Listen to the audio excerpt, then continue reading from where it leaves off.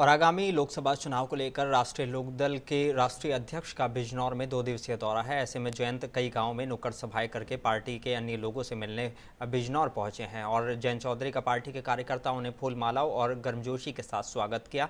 जयंत चौधरी ने चौधरी चरण सिंह की मूर्ति पर माल्यार्पण किया। आज बिजनौर आना हुआ अभियान का पड़ाव बिजनौर में पड़ा है। राष्ट्रीय लोकदल की मजबूत भर्ती रही है। चौधरी चरण सिंह और चौधरी अजीत सिंह जी की कर्मभूमि रही है। तो किसानों के बीच जाएंगे, किसानों की समस्याओं पर बातचीत करेंगे। जातियों से ऊपर उठकर लोगों को एकजुट करने का एक प्रयास है और यहाँ के जनता के आशीर्वाद से सार्थक। सपा और आरएलडी का गठबंधन है। रहना चाहिए क्योंकि सरकारों की जवाबदेही है। सरकार से तो फिर भी किसान कुछ मांग सकते हैं।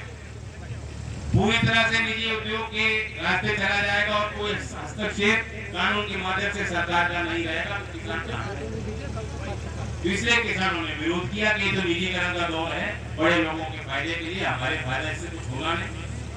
13 महीने किसानों लगातार संघर्ष करना पड़ा और एक मिसाल पैदा हुई कि लोकतंत्र में इतनी जिद्दी सरकार जो 13 महीने तक आम जनमानस की जनता से जुड़े हुए बात को ना समझे, सामाजिक आंदोलन को ना समझे।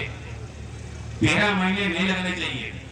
चौधरी अजीत सिंह जी का जमाना आपने देखा, कई बार आंदोलन होते, बीच बीच में कुछ ऐसे मुद्दे आते थे, चौधरी साहब आह्वान करते थे चलो दिल्ली चलो, और आप लोग बड़ी संख्या में दिल्ली पहुंचे। एफआरपी का 2009 में आंदोलन हुआ, लोकदल तो विपक्ष में था, यूपीए की सरकार थी।